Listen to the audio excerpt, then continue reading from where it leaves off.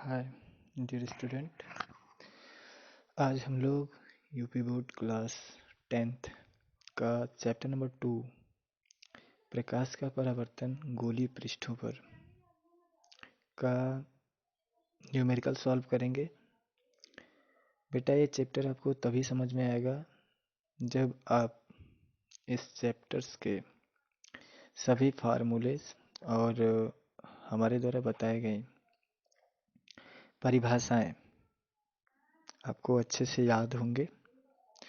तो इनको इस चैप्टर के न्यूमेरिकल को लगाने में आपको समस्या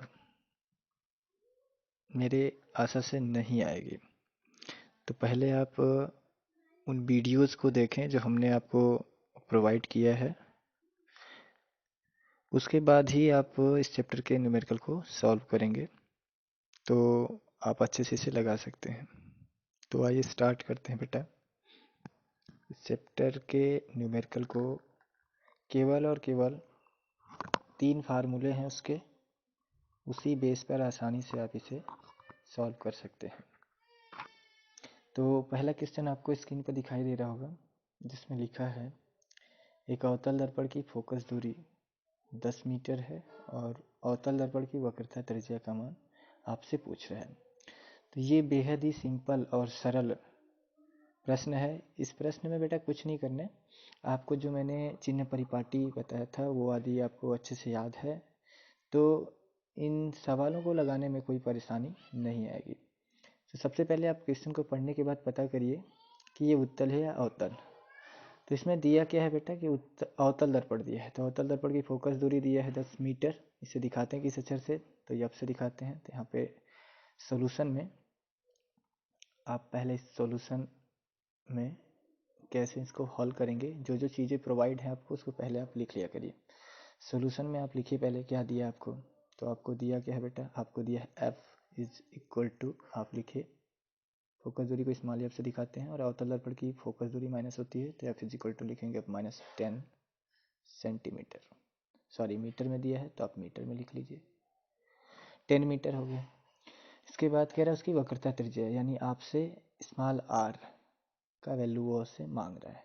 वक्रता त्रिज्या को कुछ किताबों में कैपिटल आर से भी दिखाते हैं, कुछ में स्मॉल आर से भी दिखाते हैं।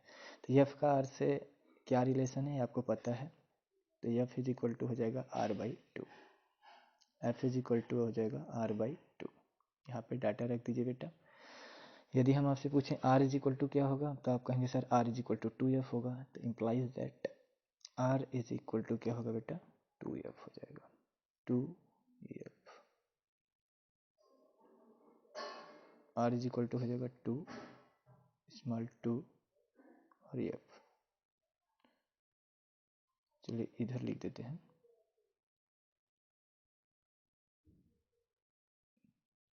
r इज इक्वल टू बेटा यहाँ पे लिख देते हैं r इज इक्वल टू हो जाएगा 2f। अब आपको f का वैल्यू दिया है, यहाँ रख दीजिए। तो 2 इंटू -10,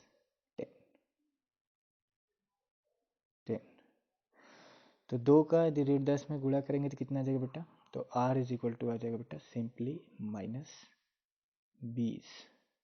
मात्रक नहीं भुलाएंगे, यदि मात्रक फिजिक्स में मिस्टेक करेंगे बेटा तो बड़ी दिक्कत हो जाएगी, इसलिए यूनिट आप इसके साथ लगाया करिए। तो जाएगा, ये मीटर में दिया है तो ये हो जाएगा 20 मीटर,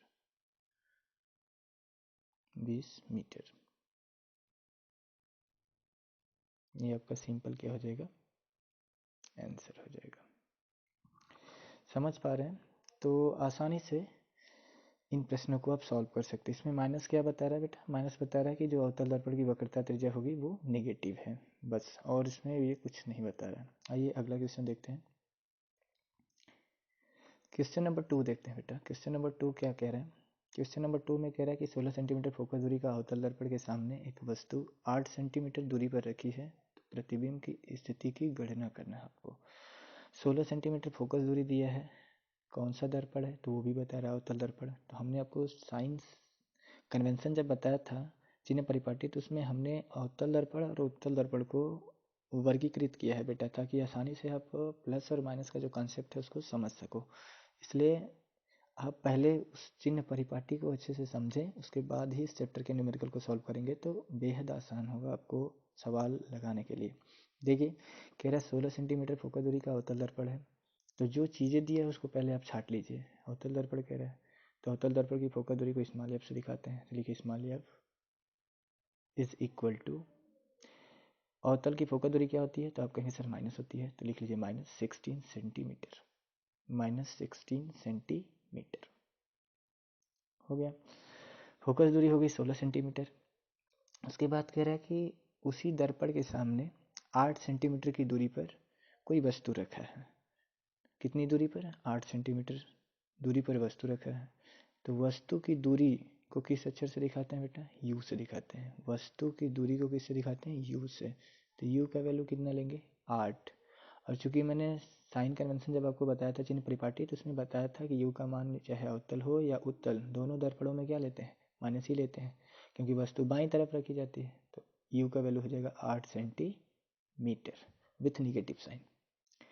आपसे कह रहा है कि प्रतिबिंब की स्थिति की गणना करिए, यानी प्रतिबिंब की स्थिति कहने का मतलब क्या है? भी आपसे मांग रहा है, वो भी का वैल्यू पूछ रहा है, तो भी आपको फाइंड आउट करना है। भी is equal to what, question mark लगा देंगे। अब यू भी एफ में क्या रिलेशन है ये हमने आपको पहले ही बताया है कि यू और भी और एफ तीनों में क्या कनेक्शन होता है, ये पहले ही हमने आपको समझा दिया है। सिंपल वे में आप यू भी एफ के बारे में यदि बातचीत करना चाहते हैं तो आपको ये फार्मूला याद होना चाहिए कि यू भी एफ में कनेक्शन क्या होता है। तो आइए देखते हैं यू भी एफ में क्या कनेक्शन होता है बेटा। सिंपल, यू भी एफ में हमारे पास एक फार्मूला है, वो है 1/f is equal to 1/v, और बताया था दर्पण में प आता है तो प मतलब प्लस होता है, तो प्लस 1/u। अब यहाँ पे क्या करेंगे बेटा कि यू भी और एफ, इनमें तीनों में से जिसका वैल्यू पता है उसे यहाँ पुटअप करेंगे। ध्यान रख दीजिए, इधर देख लेते हैं। यहाँ पे डाटा रखते हैं तो आ जाएगा बेटा 1/f, 1/f, एफ दिया है -16, तो माइनस कहाँ चला जाएगा बेटा? ऊपर, यहाँ लिख देंगे 16। अब ऐसा मत सोचिएगा कि माइनस नीचे से ऊपर जा रहा तो प्लस हो जाएगा, नहीं बेटा, इसी का माइनस है, माइनस हमेशा अपर यानी ऊपर में ही भेजेंगे। इज इक्वल टू 1/v, भी पता नहीं है तो इसे ज्ञात करना है, तो इसे लिखेंगे 1/v,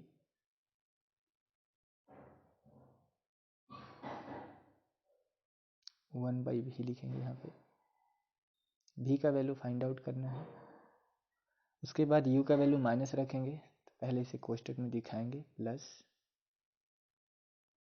1/u का वैल्यू -8।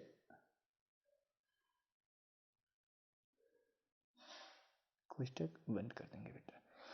अब क्या करेंगे कि ये ब्रैकेट को जब खोलेंगे बेटा तो +8 और -8 दोनों मिल के क्या बनेगा?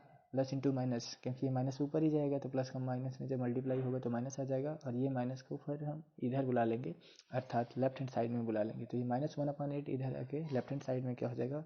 +1/8। तो क्या होगा यहाँ पे? -1/8, सॉरी 16, 1/16 प्लस 1/8, 1/8 इक्वल 1/v। अब इन दोनों का एलसीएम ले लेंगे बेटा। 16 और 8 का एलसीएम कितना आएगा? तो जाहिर है 16 और 8 का एलसीएम 16 आएगा बेटा, तो एलसीएम 16 आ जाएगा। अब इसकी इसमें भाग देंगे तो एक बार जाएगा, 16 से 16 में भाग एक बार जाएगी, और एक का -1 में गुणा करेंगे तो कितना आएगा बेटा? -1 प्लस 8 का भाग, यानी 8 को 16 से डिवाइड करेंगे तो 2 बार जाएगा, और 2 की 1 में गुणा करेंगे तो 2 1 2 हो जाएगा बेटा, बराबर आ जाएगा 1/v। अब यहाँ से आपको करना क्या है? -1 में 2 को ऐड करना है, कितना आएगा? 1, यानी 1/16, और इसे क्या करेंगे बेटा? दोनों तरफ आपको v का वैल्यू फाइंड आउट करना है, न कि 1/v। तो क्या करेंगे, जब क्रॉस मल्टीप्लाई करेंगे तो यहाँ से डायरेक्टली v का वैल्यू कितना आ जाएगा 16। v का वैल्यू कितना आ जाएगा बेटा 16। यूनिट नहीं भूलेंगे बेटा, सब सेंटीमीटर में डाटा दिया है तो ये भी किस में आएगा सेंटीमीटर, ये भी किस में आएगा सेंटीमीटर में आएगा। तो यही आपका क्या होगा आंसर, जो 16 सेंटीमीटर आ रहा है यही आपका इस दूसरे सवाल का आंसर होगा। आइए नेक्स्ट क्वेश्चन देखते हैं बेटा। थर्ड क्वेश्चन में क्या कह रहा है कि यदि कोई वस्तु उत्तल दर्पण के सम्मुख 40 सेंटीमीटर पर स्थित है। इस बार दर्पण कौन सा है बेटा, उत्तल दर्पण है। कौन सा दर्पण है, उत्तल दर्पण, उत्तल दर्पण।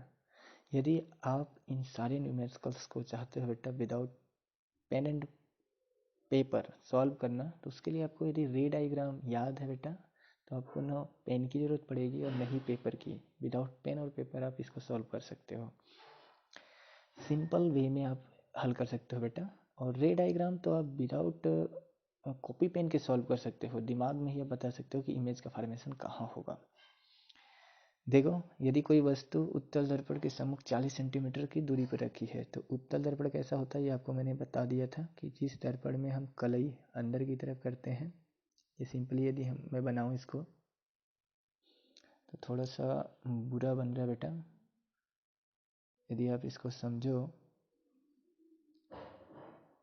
कि ये हमारा यदि उत्तल दर्पण है और इस उत्तल दर्पण में अंदर की तरफ क्या की जाती है, कलई की जाती है। ये इसका पोल होता था बेटा P, उसके बाद आता था F, उसके बाद होता था C, जो कि P से F की दूरी जितनी होती है F से C की भी दूरी उतनी होती है। ये सब कॉन्सेप्ट मैंने पिछले वीडियोस में आपको बता दिया है बेटा। तो समझो, कह रहा है इस उत्तल दर्पण के सम्मुख 40 सेंटीमीटर दूरी पर स्थित है कोई वस्तु है। इस पोल से वस्तु किधर रखते हैं, बाईं तरफ रखते हैं, तो यहाँ से 40 सेंटीमीटर दूरी पर लेट से कोई ऑब्जेक्ट है, इधर यहाँ पे कोई वस्तु है ऐसे, उसका वैल्यू दे रहे हैं 40 सेंटीमीटर। तो यू का वैल्यू कितना हो गया बेटा 40 सेंटीमीटर। प्लस लेंगे कि माइनस, तो साइन कन्वेंशन के हिसाब से ये बाईं तरफ है तो क्या लेंगे माइनस 40 सेंटीमीटर, 40 सेंटीमीटर।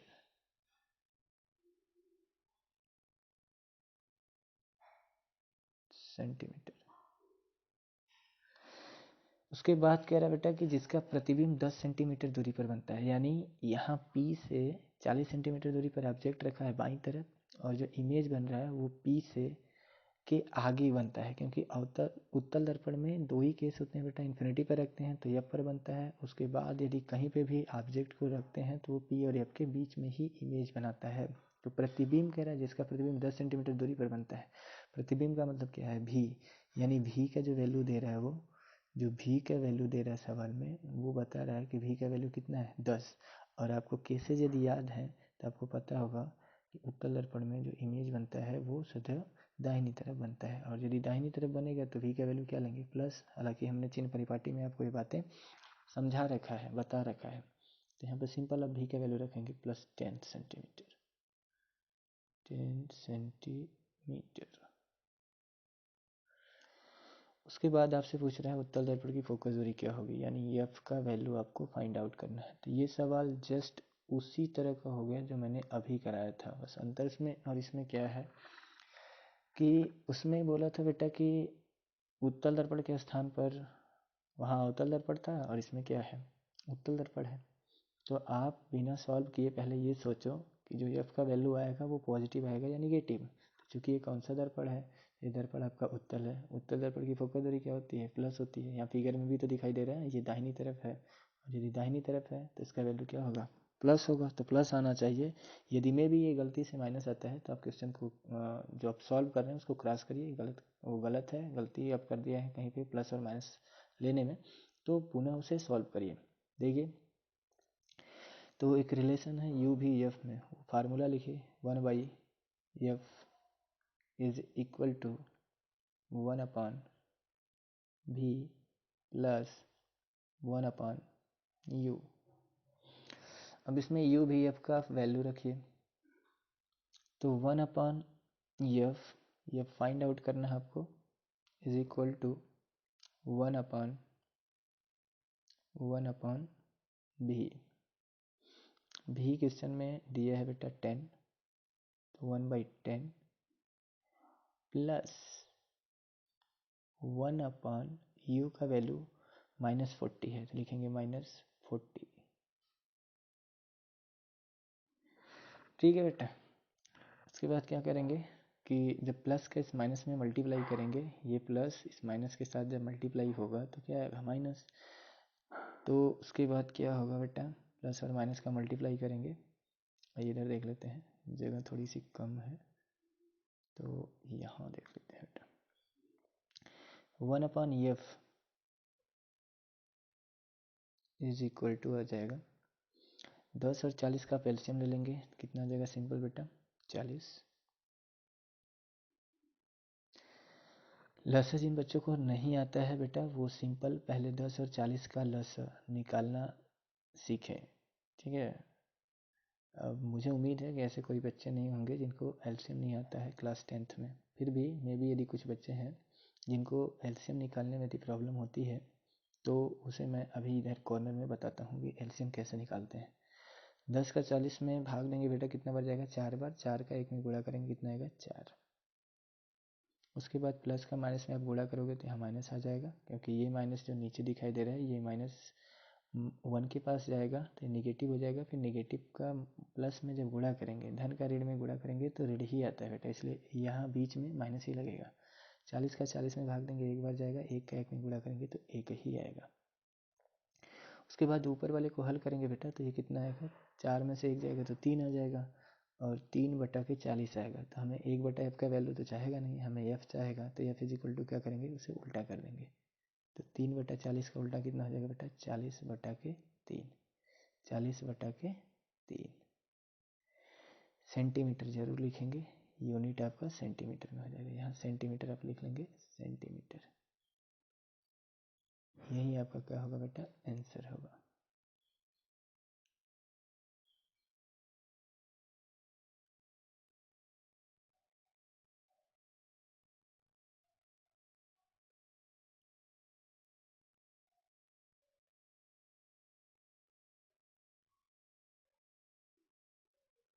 ठीक है बेटा, आइए अगला क्वेश्चन देखते हैं। f का वैल्यू प्लस आना चाहिए, तो प्लस आपके सामने दिखाई भी दे रहा है। आगे अगला क्वेश्चन देखते हैं, क्वेश्चन नंबर 4। क्वेश्चन नंबर 4 में क्या कह रहा है कि एक अवतल दर्पण के सम्मुख रखी वस्तु की लंबाई 20 सेंटीमीटर है। यदि वस्तु द्वारा बने प्रतिबिंब की लंबाई 10 सेंटीमीटर है तो अवतल दर्पण में बने प्रतिबिंब का रेखीय आवर्धन बताइए। कुछ सवालों में बेटा एफ का वैल्यू पूछेगा, भी का, तो कभी यू का। उसके बाद कुछ सवाल ऐसे भी हैं इसमें जिसमें आपको रेखीय आवर्धन अर्थात स्मॉल m का वैल्यू भी फाइंड आउट करने को वो कहेगा। जैसे इसके सवाल में आपसे रेखीय आवर्धन पूछा है, तो पहले इस सवाल को सॉल्व करने के लिए आप पहले वो डाटा कलेक्ट करिए कि आपको दिया क्या क्या है।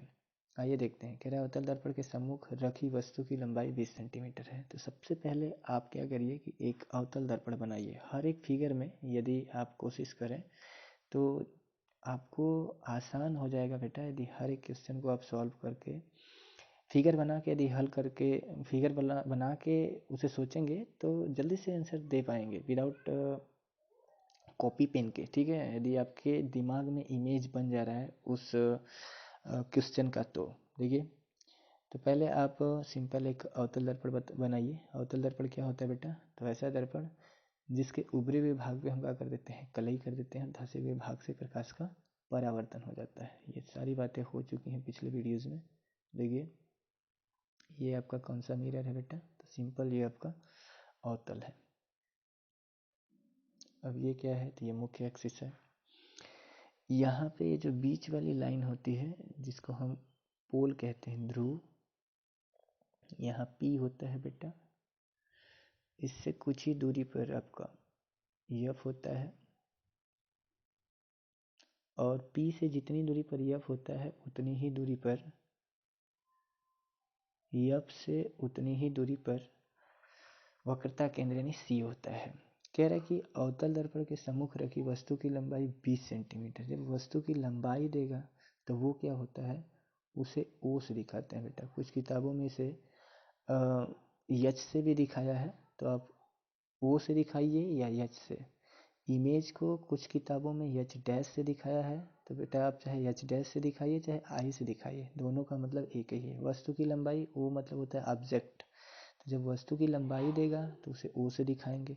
प्रतिबिंब की लंबाई देगा तो आई से दिखाएंगे। वस्तु की दूरी देगा तो यू से दिखाते हैं। प्रतिबिंब की दूरी देगा तो उसे भी से दिखाते हैं। शब्दों के मतलब को समझिएगा। वस्तु की लंबाई लिखा है यानी ओ लिखा है, तो ओ का वैल्यू प्लस लेंगे कि माइनस? तो ओ का वैल्यू हमेशा क्या लेंगे बेटा? वो तो प्लस ही लेंगे, क्योंकि मुख्य अक्ष के ऊपर रखेंगे, और मुख्य अक्ष के ऊपर रखने का मतलब उसको वाई एक्सिस से, मूल बिंदु के ऊपर वाई एक्सिस से कंपेयर करते हैं, इसलिए ओ का वैल्यू प्लस ही लेंगे, चाहे उत्तल या उत्तल हो। वस्तु की लंबाई 20 सेंटीमीटर दे रहा है, तो ओ का वैल्यू कितना हो गया बेटा? 20 सेंटीमीटर। 20 सेंटीमीटर। उसके बाद आगे पढ़िए। यदि वस्तु द्वारा बने प्रतिबिंब की लंबाई, यानी जो प्रतिबिंब बन रहा है, इमेज की लंबाई यानी आई, आई क्या वैल्यू दे रहा है? आई दे रहा है 10 सेंटीमीटर। तो प्रतिबिंब की लंबाई है, लंबाई कभी नेगेटिव तो होती नहीं बेटा, तो लंबाई कितना दे रहा है? 10 सेंटीमीटर, यानी 10 सेंटीमीटर होगा। 10 सेंटीमीटर आई का वैल्यू हो गया। 20 सेंटीमीटर दूरी पर वस्तु रखा है, 10 सेंटीमीटर दूरी पर इमेज बन रहा है, तो हमसे कह रहा है अवतल दर्पण में बने प्रतिबिंब का रेखीय आवर्धन बताइए। हमसे पूछ रहा है एम का वैल्यू बताइए। तो आप ध्यान से सोचिए कि ये कौन सी केस हो सकती है। ये कौन सी केस हो सकती है बेटा जिसमें आई का मान ओ से छोटा आ रहा है? तो याद करिए वो जो किरण आरेख हमने, सॉरी, वो जो नियम मैंने दिया था आपको अवतल दर्पण द्वारा प्रतिबिंब का बनना, उसमें जो 6 केसेज लिखवाए थे, उन 6 केसेज में मैंने ये बताया था बेटा कि यदि वस्तु इन्फिनिटी पर रखी जाए तो उसका इमेज जो था वो फोकस पे बनता था और बहुत ही छोटा बनता था, बिंदु आकार का बनता था। उसके बाद इन्फिनिटी और सी के बीच में जब ऑब्जेक्ट को रखे थे तब भी जो इमेज बना था वो वस्तु से छोटा बना था, अर्थात वस्तु बड़ा था। उसके बाद जब सी पे रखे थे, यानी वक्रता केंद्र पर वस्तु को पुट किया गया था, रखा गया था, तो जितनी बड़ी वस्तु थी उतना बड़ा ही प्रतिबिंब बना था। और इसके बाद जैसे आगे जाएंगे वैसे वैसे आई का वैल्यू ओ से बड़ा होता चला गया था। तो यहाँ पे सिंपली आप ये समझ सकते हैं कि वस्तु को इन्फिनिटी पे तो रख नहीं सकता, क्योंकि वो पॉइंट चार्ज का बनता है, इन्फिनिटी पर रखता तो वस्तु को रखा कहाँ होगा बेटा? तो सी और इन्फिनिटी के बीच में ही रखा है, ये बात तो तय है। और यदि सी और इन्फिनिटी के बीच में रखा है तो आई का जो भी वैल्यू आएगा इस वाले केस में वो तो मुख्य अक्ष के नीचे बनेगा, और मुख्य अक्ष यदि नीचे बनेगा तो उसे एज ए कंपेयर करेंगे मूल बिंदु के नीचे वाई एक्सिस पर, और मूल बिंदु के नीचे वाई एक्सिस से यदि कंपेयर करेंगे तो वो प्लस लेंगे कि माइनस? तो आप कहेंगे सर माइनस लेंगे। हालांकि लंबाई निगेटिव होती नहीं है, फिर भी हम आपको कुछ चीज़ें दिखाना चाहते हैं, इस वजह से यहाँ पे हम उसे निगेटिव साइन से इंडिकेट कर रहे हैं। तो आई का जो भी वैल्यू है उसे ऋण 10 ले लेंगे, ठीक है बेटा। अब यहाँ से सिंपल आवर्धन का जो सूत्र होता है, रेखीय आवर्धन का प्रतिबिंब की लंबाई और वस्तु की लंबाई में, क्योंकि इसकी परिभाषा भी यही है कि किसी प्रतिबिंब की लंबाई तथा वस्तु की लंबाई के अनुपात को रेखीय आवर्धन कहते हैं, और सूत्र होता है M is equal to I by O. I by O, यहाँ पे डाटा रख दीजिए। आई का वैल्यू कितना है? -10। माइनस बस इसलिए ले रहे हैं बेटा क्योंकि इमेज नीचे बन रहा है, मुख्य अक्ष के नीचे। और ओ का वैल्यू कितना है बेटा? तो 20। ये 10 से 20 कैंसल आउट होगा, कितना आएगा? -1/2। -1/2। अब चूंकि रेखीय आवर्धन का कोई मात्रक होता नहीं है बेटा, इसलिए इसका यूनिट नहीं लिखेंगे। रेखीय आवर्धन मात्रक हीन होता है बेटा, इसका कोई मात्रक नहीं होता है। तो जो रेखीय आवर्धन का वैल्यू आएगा वो आ जाएगा m इज इक्वल टू -1/2। आइए नेक्स्ट क्वेश्चन देखते हैं बेटा। Question number 5। क्वेश्चन नंबर 5 में क्या कह रहा है बेटा कि कोई 6 सेंटीमीटर आकार की वस्तु किसी 20 सेंटीमीटर फोकस दूरी को अवतल दर्पण से 30 सेंटीमीटर दूरी पर रखी है। पहले प्रश्न को गौर से पढ़िए बेटा, प्रश्न को पढ़ने के बाद ध्यान से देखिए कि उस प्रश्न में कहना क्या चाह रहा है। वो कह रहा है कि कोई 6 सेंटीमीटर आकार की वस्तु है, और उस 6 सेंटीमीटर आकार कहने का मतलब है वो लंबाई दे रहा है। तो वस्तु की लंबाई हो गई। अब वस्तु की लंबाई को बेटा यू से दिखाते हैं कि आई से कि ओ से, तो वस्तु की लंबाई, ओ मतलब ऑब्जेक्ट की लंबाई दे रहा है, यानी वो से दिखाएंगे बेटा इसको, किससे दिखाएंगे, ओ से।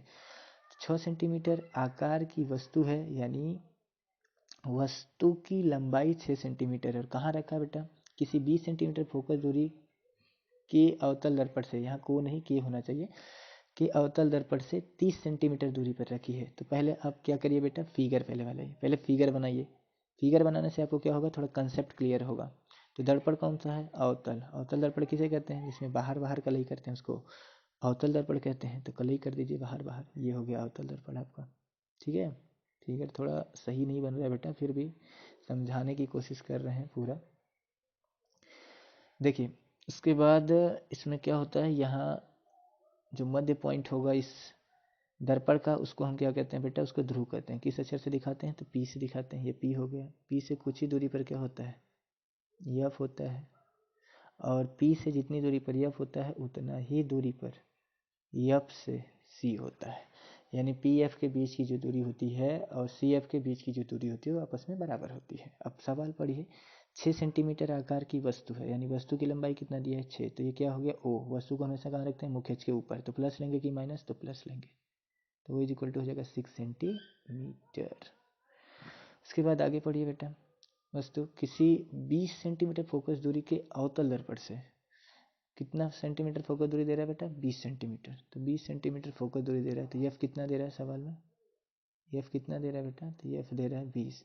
चूंकि अवतल है तो प्लस लेंगे कि माइनस, तो माइनस ले लेंगे, 20 सेंटीमीटर हो गया। 20 सेंटीमीटर हो गया बेटा, 20 सेंटीमीटर फोकस दूरी के अवतल दर्पण से 30 सेंटीमीटर दूरी पर रखी है। अब ये 30 सेंटीमीटर दूरी पर क्या रखा है, तो यहाँ ध्यान से पढ़ो, आकार की वस्तु, अर्थात कहने का मतलब है उसका बेटा कि 30 सेंटीमीटर दूरी पर वस्तु रखा है। तो वस्तु कहाँ से रखते हैं बेटा, ध्रुव से वस्तु की दूरी दे रहे हैं 30 सेंटीमीटर, अर्थात u का वैल्यू कितना दे रखा है बेटा, तो सिंपली u का वैल्यू दे रखा है 30, प्लस लेंगे कि माइनस, तो वस्तु को तो बाईं तरफ ही रखते हैं, तो 30 माइनस लेंगे, क्योंकि बाईं तरफ की समस्त दूरियां क्या होती हैं, साइन कन्वेंशन के हिसाब से माइनस, तो u का वैल्यू हो गया -30 सेंटीमीटर।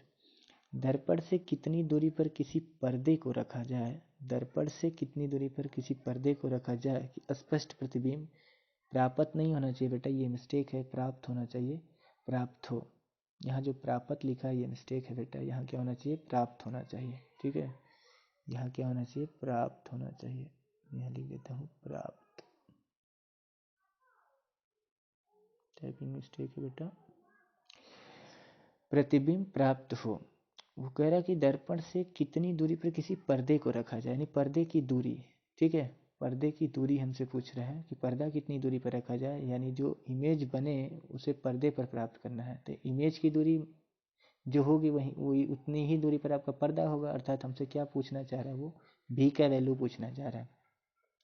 लगे हाथ वो हमसे ये भी पूछ रखा है बेटा कि प्रतिबिंब की प्रकृति तथा आकार की भी गणना करना है।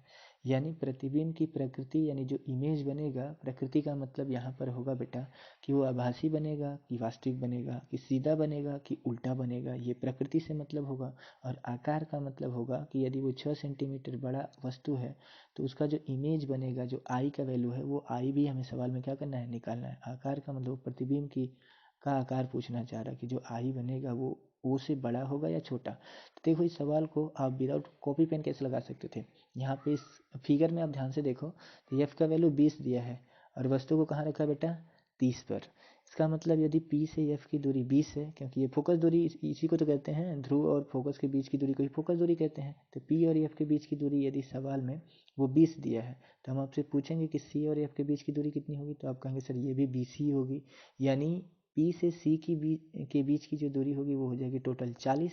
तो इसका मतलब 40 सेंटीमीटर दूरी पर तो वस्तु को रखा नहीं है, तो 20 के, यानी 20 के आगे होगा और 40 से पीछे होगा, यानी सी और एफ के बीच में ही क्या होगा, वस्तु पुट किया होगा। समझ पा रहे हैं, वस्तु कहाँ रखा होगा, सी और एफ के बीच में। तो प्रतिबिंब की जो प्रकृति है वो तो आप यूं ही बता सकते हैं, और आकार भी बता सकते हैं कि वो बड़ा बनेगा कि छोटा बनेगा। ध्यान से देखो, ये केस नंबर चौथा है बेटा, उस चौथे केस के हिसाब से आप डायरेक्टली बता सकते हैं कि सर इस वाले स्थिति में जो इमेज बनेगा वो ओ से बड़ा आना चाहिए, और उसकी जो प्रकृति होगी वो होगी वास्तविक और उल्टा, क्योंकि चौथे वाले केस में भी इमेज मुख्य अक्ष के नीचे ही बनता है, और यहीं से जो प्रतिबिंब होता है वो वस्तु से बड़ा बनना शुरू हो जाता है चौथे केस से। तो विदाउट कॉपी पेन देखो आपने उत्तर बता दिया कि नहीं, प्रतिबिंब कहाँ प्राप्त होगा, तो आपने बता दिया कि जो प्रतिबिंब प्राप्त होगा वो सी और इन्फिनिटी के बीच में प्राप्त होगा। क्या वो बड़ा बनेगा कि छोटा, तो वो वस्तु से क्या होगा, बड़ा बनेगा, यानी जो भी वैल्यू आना चाहिए आई का वो 6 से ज़्यादा आना चाहिए। यदि 6 से कम आ रहा है बेटा, इसका मतलब आपने कहीं पे गड़बड़ी कर दी है, ठीक है। और भी का वैल्यू यदि पूछें कि इस सवाल के लिए जो भी का वैल्यू आएगा वो प्लस आएगा कि माइनस, तो उस वो भी माइनस ही आएगा। क्यों, क्योंकि छठे केस में जो सॉरी जो ये चौथा केस है, इस चौथे केस में भी अवतल दर्पण में जो इमेज बनता है वो मुख्य अक्ष के नीचे बाईं तरफ ही बनता है, अतः साइन कन्वेंशन के हिसाब से वो निगेटिव आना चाहिए। यदि गलती से प्लस पॉजिटिव आ रहा है तो आप अपने सवाल में कहीं प्लस और माइनस में गड़बड़ी कर दिए हैं। तो मैं बार बार इस बात को बता रहा हूँ कि प्लस और माइनस कैसे लेना है। यदि आपको ये समझ में नहीं आ रहा है तो पिछले का वीडियो हमारा देखिए, जिसमें मैंने अच्छे से आपको ये बताया है कि कब प्लस और कब माइनस लिया जाएगा। तो आइए सवाल को आगे हल करते हैं बेटा, इस क्वेश्चन को आगे हल करते हैं नए पेज पे। तो सारे डाटा आपको यहाँ दे रखा है, आपसे वो जो चीज़ पूछा है उसमें आपको ओ दे रखा है 6 सेंटीमीटर, यू का वैल्यू दिया है -30 सेंटीमीटर और एफ का है -20 सेंटीमीटर। तो पहले हम सवाल में भी निकालते हैं। तो हमारे पास एक फार्मूला है यू भी एफ में, वो यहाँ लिखते हैं 1/f is equal to 1/v plus 1/u। अब इसमें आप डाटा को रखिए। तो आपको सवाल में बेटा एफ दे रखा था कितना, 1/f का वैल्यू वो पहले ही दे रखा था 20, चूँकि अवतल था इसलिए मैंने माइनस लिया था, तो -20 हो जाएगा इज इक्वल टू 1/v। अब यहाँ पे यूनिट लिखने की कोई ज़रूरत नहीं बेटा, यूनिट आप लास्ट में लिख देंगे। 1/v, v फाइंड आउट करना है आपको, तो v को ऐसे ही रहने दीजिए प्लस 1/u। u का वैल्यू आपको दिया है सवाल में बेटा 30 सेंटीमीटर विथ निगेटिव साइन -30। अब इसको क्या करेंगे बेटा, ब्रैकेट को खोलेंगे तो ये माइनस ऊपर चला जाएगा हमेशा। अब ये ना कहेंगे कि नीचे से ऊपर जा रहा है तो प्लस हो जाएगा, नहीं, केवल चिन्ह भेज रहे हैं बेटा, चिन्ह को ही ऊपर से नीचे भेजेंगे तो वो प्लस माइनस नहीं होगा। तो -1/20 इज इक्वल टू हो जाएगा 1/v, और ये माइनस जो है ऊपर जाएगा 1 के पास तो निगेटिव होगा, फिर प्लस में इस माइनस से मल्टीप्लाई करेंगे तो आ जाएगा -1/30। ये आगे हल करते हैं। इसके बाद यदि बात करें बेटा तो 1/30 को हम ले जाएंगे लेफ्ट हैंड साइड में, क्या हो जाएगा -1/20 plus 1/30 is equal to 1/v 1/v। अब 30 और 20 का लसा कितना आएगा बेटा, तो 30 और 20 का लसा आ जाएगा 60। कितना आ जाएगा 60। 20 से 60 में भाग देंगे तो कितना आ जाएगा, 3 बार में 60 कटेगा तो 20 से 60 होगा -3 आ जाएगा।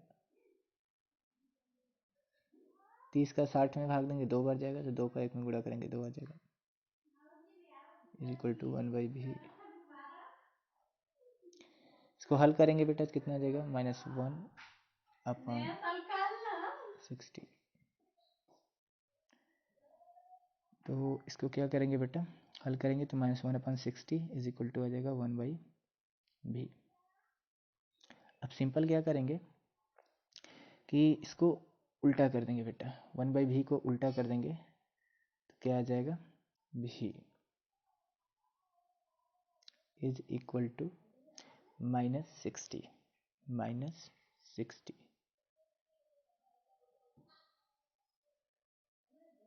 सेंटीमीटर। यूनिट लिखना ना भूलेंगे बेटा, 60 सेंटीमीटर।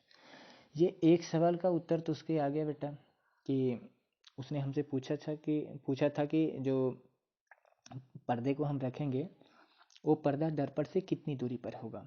तो आपका जो सवाल का उत्तर होगा बेटा ये यहीं पे समाप्त नहीं होगा। अब आपको एग्जामिनर को कुछ और बताना है, समझाना है, तो उसके लिए आप क्या करेंगे, इस बात का मतलब उसे बताएंगे।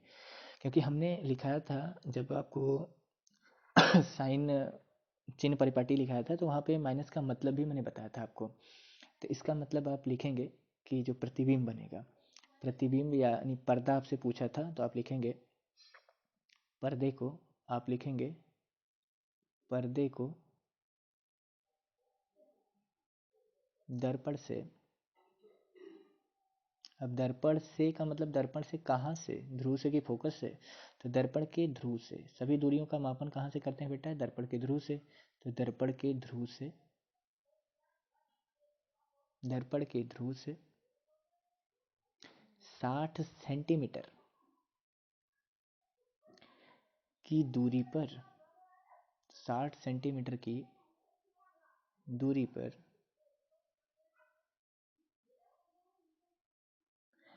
रखेंगे।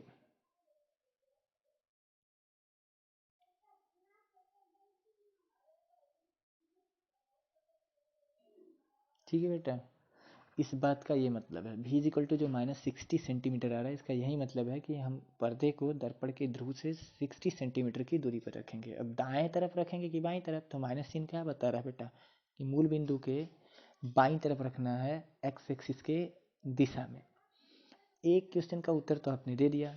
उसके बाद आपको इसी में बेटा आगे उसने दो प्रश्न, एक प्रश्न उसने और आपसे पूछ रखा है कि प्रतिबिंब की जो प्रकृति होगी वो कैसी होगी और आकार भी बताइए। तो माइनस साइन से तो आप बता सकते हैं प्रकृति, क्योंकि मैंने बताया था कि भी यदि निगेटिव आता है तो उसका मतलब क्या है। निगेटिव का यही मतलब होता है कि बेटा कि जो इमेज बनेगा वो बनेगा आपका वास्तविक और उल्टा। तो यहाँ पे आप क्या करेंगे, यहाँ पे आप सिंपल उसके प्रकृति में दिखाएंगे। आप दिखाएंगे कि v इज इक्वल टू क्या आ रहा है? Negative. v is equal to क्या आ रहा है बेटा? v is equal to negative आ रहा है। और यदि v is equal to negative आ रहा है तो आप लिखेंगे प्रकृति, आप लिखेंगे प्रकृति। ब्लैक पेन से इसे लिखेंगे बेटा, ताकि आप सारी बातें एग्जामिनर को अच्छे से समझा सके जो जो उसने पूछा है। तो निगेटिव का मतलब क्या होता है? नेचर से ही मतलब होता है, प्रकृति। और मैंने पहले ही आपको इमेज अवतल दर्पण का बना के बता भी दिया था कि जो इमेज बनेगा वो सी और इन्फिनिटी के बीच बनेगा। और ये उस वही वाली केस भी है, चौथे केस में इमेज वही बनता भी है। तो प्रकृति में आप क्या लिखेंगे बेटा? डायरेक्टली प्रकृति में आप लिख सकते हैं वास्तविक और उल्टा। क्या लिखेंगे? वास्तविक व उल्टा, वास्तविक व उल्टा, वास्तविक व उल्टा। उसके बाद आपसे इसी में पूछ रखा था बेटा कि उसका आकार क्या होगा। तो आकार का मतलब आपसे प्रतिबिंब का आकार पूछा था, अर्थात वो आई का वैल्यू आपसे जानना चाहता है। तो आपने सवाल में भी पहले ही निकाल रखे हैं, आपको यू भी पता है और आपको आई नहीं पता है, ओ का वैल्यू पता है। तो इन चार चीज़ों का वैल्यू आपको पता है, चार में से तीन का वैल्यू पता है, तो आसानी से चौथे वाले चीज़ को निकाल सकते हैं। जो सूत्र आपके पास है m is equal to I by O is equal to होता है बेटा माइनस भी बाई यू। ये आपका रिलेशन है इन तीनों में बेटा। तो यम का वैल्यू आपको यहाँ पता नहीं करना है, नहीं वो आपसे पूछा है। ठीक है, आप चाहो तो पता भी कर सकते हैं भी और यू से, तो जब पूछा ही नहीं तो क्या ज़रूरत है। आपको आई और ओ में से ओ पता है, आई निकालना है, भी और यू का वैल्यू पता है, तो आसानी से आई आप निकाल सकते हैं। वैल्यू रखते हैं यहाँ पे, तो आई अपान ओ आपको सवाल में वो पहले ही दे रखा था बेटा 6 सेंटीमीटर। तो यहाँ पर लिख देंगे 6 is equal to minus, already फार्मूले में ही होता है, ये गलती नहीं करेंगे बेटा। दर्पण वाले में माइनस वी बाई यू होता है और लेंस वाले में प्लस वी बाई यू होता है, तभी लेंस की बात यहाँ नहीं करेंगे। भी का वैल्यू सवाल में वो पहले से ही दे रखा है, भी का वैल्यू वो दिया है बेटा सवाल में आपको पहले से ही, सॉरी आपने पहले अभी निकाला है भी का वैल्यू -60। तो यहाँ पे रख देंगे -60, -60। ये माइनस पहले से ही होता है और जब उस वाले माइनस को रखेंगे तो माइनस माइनस क्या हो जाएगा बेटा? प्लस हो जाएगा अपन यू। यू का वैल्यू कितना है बेटा? तो यू का वैल्यू वो सवाल में ये ऑलरेडी आपको दिया था -30। अब यहाँ से हल करेंगे बेटा, तो ये 60 जो है 30 से कट जाएगा, कितने बार में? 2 बार में। और ये माइनस ऊपर चला जाएगा, तो आई का वैल्यू कितना आ जाएगा यहाँ से?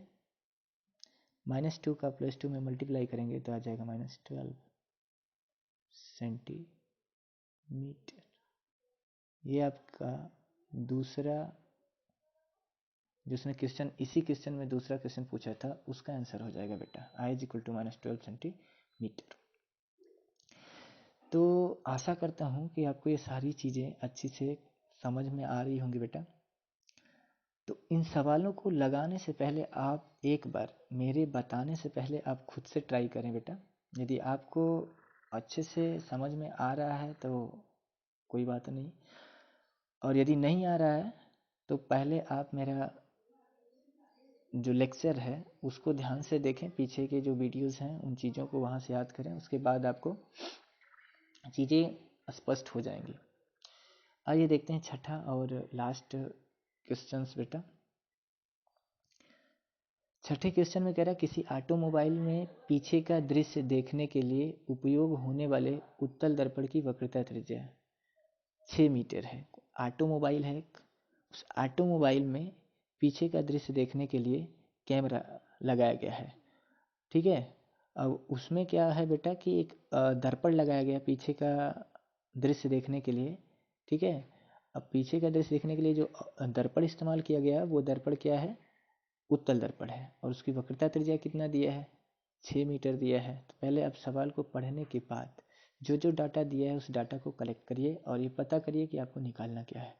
तो आपको दिया क्या है बेटा, आपको यहाँ सिंपली दिया है उत्तल दर्पण की वक्रता त्रिज्या। तो उत्तल दर्पण की वक्रता त्रिज्या यानी आर प्लस होता है कि माइनस, तो आर का मान उत्तल दर्पण के लिए प्लस होता है, आर दे दिया 6 मीटर।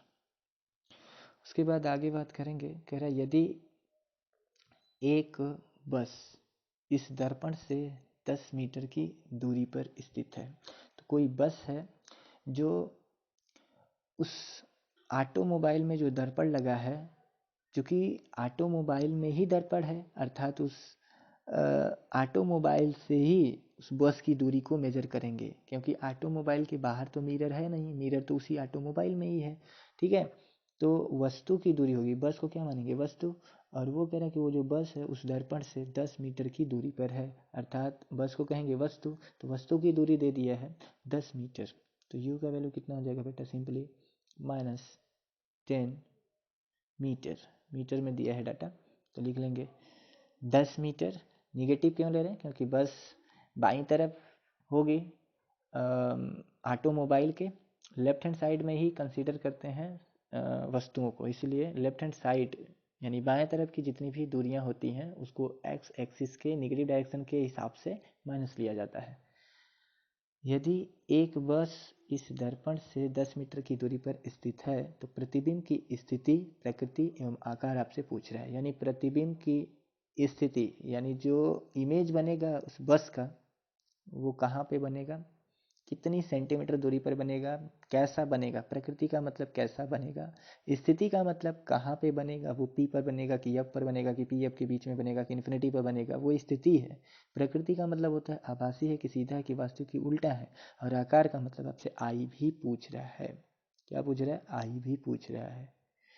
तो आइए सबसे पहले बेटा हम आर की मदद से एफ पता करते हैं। आर की मदद से क्या पता करेंगे, एफ पता करेंगे बेटा। तो एफ और आर में हमारे पास एक रिलेशन होता है, F is equal to R by 2। तो सवाल में हमें आर दिया है बेटा 6/2, इसको कैंसिल कराएंगे तो कितने बार में कैंसिल होगा, 3 बार में। तो एफ कितना आ जाएगा बेटा, 3 यूनिट मीटर। यूनिट क्या लगा देंगे, metre.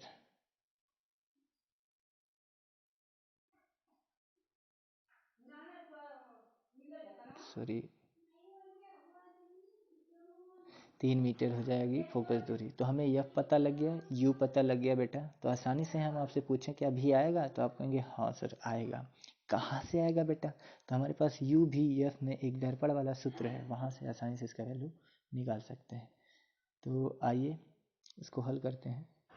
1/एफ is equal to 1/v plus 1/u। अब इसे सिंपली आप सॉल्व कर सकते हैं। तो आइए इसको नेक्स्ट पेज पर सॉल्व करते हैं बेटा। तो इसमें एफ भी यू तीनों का वैल्यू रखते हैं। एफ का वैल्यू अभी अभी हमने निकाला था, 3 मीटर आया था, और यू का वैल्यू ऑलरेडी सवाल में 10 दिया है बेटा। तो रखते हैं 1/एफ, एफ का वैल्यू कितना आया था, 3, इज इक्वल टू भी नहीं पता है, रहने दीजिए, प्लस 1/u, 1/u। u का वैल्यू अभी भी निकाले हैं, कितना बेटा, सॉरी u का वैल्यू वो ऑलरेडी दिया है आपको क्वेश्चन में, -10 मीटर। इसको हल करेंगे तो आ जाएगा 1/3, और ये ऊपर जाके बेटा माइनस हो जाएगा, और ये माइनस फिर लेफ्ट हैंड साइड में जब लेके आएंगे तो हो जाएगा आपका प्लस। तो इसको डायरेक्ट बुला लेते हैं, plus 1/10 is equal to 1/v। इसको 10 और 3 का लसा लेंगे तो बेटा 10 और 3 का लसा कितना आ जाएगा, 30 आ जाएगा। अब 3 का 30 में भाग देते हैं बेटा, तो 3 का 30 में 10 बार भाग जाएगा, और 10 का 1 में गुणा करेंगे तो कितना आ जाएगा, 10, प्लस 10 का 30 में भाग देंगे 3 बार जाएगा, और 3 का 1 में गुणा करेंगे तो 3 आ जाएगा, इज इक्वल टू 1/v। 10 में 3 को जोड़ेंगे 13, 13 बटा के हो जाएगा 30, 13 बटा के 30 इज इक्वल टू हो जाएगा 1/v। तो आपसे पूछा क्या है बेटा उसने, वो आपसे सवाल में ये जानने की कोशिश कर रहा है कि v कितना है, तो v इज इक्वल टू आप दिखा सकते हैं यहाँ पे simple, v is equal to हो जाएगा बेटा 30 बटा के 13, 30 बटा के 13। यूनिट नहीं मिस्टेक करेंगे बेटा, यहाँ पे से छोड़ देंगे, ये आ गया v का वैल्यू 30/13 सेंटीमीटर। पहला क्वेश्चन आ गया। दूसरा उसने पूछा है, अच्छा v का वैल्यू यहाँ पे प्लस आ रहा है तो उसने प्रकृति भी पूछा था, तो आप सिंपली दिखाएंगे v इज इक्वल टू क्या है, पॉजिटिव है, v इज इक्वल टू क्या है, पॉजिटिव। यदि v का वैल्यू प्लस में आता है तो इसका मतलब क्या होता है बेटा, इमेज कहाँ बन रहा है, कैसा बन रहा है, ये पॉजिटिव आने का यही मतलब होता है कि उसकी प्रकृति क्या है। तो आपसे प्रकृति पूछा था तो आप यहाँ सिंपल प्रकृति बता सकते हैं। प्रकृति में क्या लिखेंगे, पॉजिटिव आता है यानी प्लस में आएगा तो क्या बनाएगा, आभासी, आभासी बनेगा तो उसमें सी आ रहा है, पीछे सी लगा है, सी मतलब सीधा, तो प्रकृति में लिखेंगे आभासी व सीधा। क्या लिख देंगे, आभासी, आभासी और सीधा, आभासी व सीधा। ठीक है बेटा, अब आगे लिख सकते हैं आभासी और सीधा, आभासी व सीधा। उसके बाद उसने आपसे एक क्वेश्चन और पूछा था कि जो इमेज बनेगा वो आकार में बड़ा बनेगा या छोटा, तो उसके लिए यहाँ पे हम सूत्र आपको दे देते हैं, I/O, क्योंकि यम का यहाँ ज़रूरत है नहीं बेटा तो आप डायरेक्टली यहीं से कर सकते हैं, I/O is equal to v/u, और -v/u लिखेंगे इसमें क्योंकि ऑलरेडी दर्पण वाले में माइनस होता ही है। u भी का वैल्यू आपको पता है, और वो भी सवाल में वो पहले ही सवाल में आपको दिया था। ठीक है बेटा, तो सिंपली आपको वो सवाल में पूछा क्या था, वो सवाल में आपसे ये जानना चाह रहा था कि जो प्रतिबिंब की प्रकृति होगी वो क्या होगा, और उसका आकार आपसे पूछा था। तो आकार यहाँ पे यू भी तो आपको पता है, ऑब्जेक्ट वो दिया नहीं है, तो यहाँ से नहीं बल्कि आप यम निकाल के भी बता सकते हैं बेटा। देखो कैसे, अभी बताते हैं, यम की सहायता से भी आप इसको हल कर सकते हैं। आप इसका यम निकाल लीजिए, यम के बेस पर भी यदि यम का वैल्यू 1 से ज़्यादा आएगा तो हम कह देंगे बड़ा बनेगा, और छोटा यदि आएगा तो कह देंगे कि वो छोटा बनेगा। तो m is equal to I/O लगा के भी आप बता सकते हैं। ठीक है बेटा, v का वैल्यू आपको सवाल में दिया है, शायद ऑलरेडी ही दे रखा है। I पता है जी, नहीं I नहीं पता है, वो पता है नहीं पता है, तो आप v/u का इस्तेमाल कर लीजिए, इसे मत लगाइए। आप यहाँ पे simply m is equal to directly -v/u का इस्तेमाल कर सकते हैं। v का वैल्यू अभी भी निकाले हैं, कितना बेटा, 30/13, यहाँ लिख देंगे 30/13, और इसी के बटा में है बेटा u, और u का वैल्यू कितना है वो सवाल में आपको पहले ही दे रखा था, -10, यहाँ लिख देंगे -10। अब ये माइनस से माइनस और 10 से 30 कैंसिल हो जाएगा, कितने बार में, 3 बार में। तो जो यम का वैल्यू आएगा बेटा, जो यम का वैल्यू आएगा वो आप ध्यान से देखो, तो 1 से बड़ा आ रहा है या छोटा, तो 1 से छोटा ही आ रहा है, 1 से छोटा आ रहा है। तो m का वैल्यू आ जाएगा बेटा 3/13। 3/13 का मतलब भाग देने पाएगा 0.23, 0.23, 0.23। जगह थोड़ा कम है बेटा, लेकिन इसको आप समझिए। m का जो वैल्यू आएगा 0.23 आएगा, और 0.23 आ रहा है, इसका मतलब एक से बड़ा आ रहा है कि छोटा है? छोटा आ रहा है। तो जो प्रतिबिंब बनेगा वो वस्तु से छोटा बनेगा। तो उम्मीद करता हूँ कि आपको ये सारी बातें हमारे द्वारा बताई गई आपको अच्छे से समझ में आई होंगी।